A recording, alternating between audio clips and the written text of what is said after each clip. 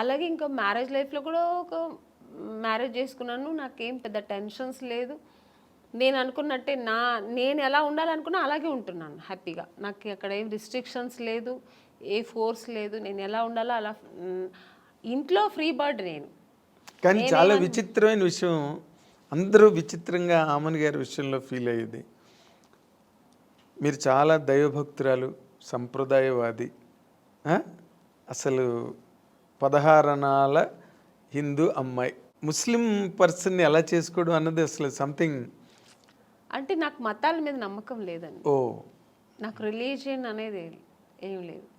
ఆడ మగ అంతే. అంటే ఇప్పుడు నేను పెరుమాళ్ బాలాజీని ముక్తా అంటే అది నా ఇంట్రెస్ట్, నాకు అది ఇష్టం. అందుకని అల్లా ముక్తున్న తప్ప నేను అనట్లేదు, జీసస్ ముక్త తప్ప అనట్లేదు.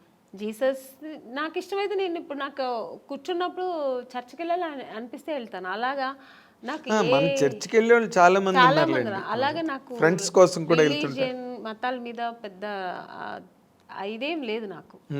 సో అందుకని నాకు ఆ ప్రాబ్లమ్స్ లేదు. కానీ నాకు ఇష్టం పూజలు చేయడం, ధ్యానం చేయడం, మంత్రాలు చదవడం, ఇవి నాకు ఇంట్రెస్ట్.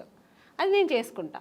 అందుకని వేరే వాళ్ళ మీద నువ్వు ఇలాగే చేయాలి, ఇదే నమ్మండి, ఇది చేయండి అని నేను ఎవరిని ఫోర్స్ చేయను.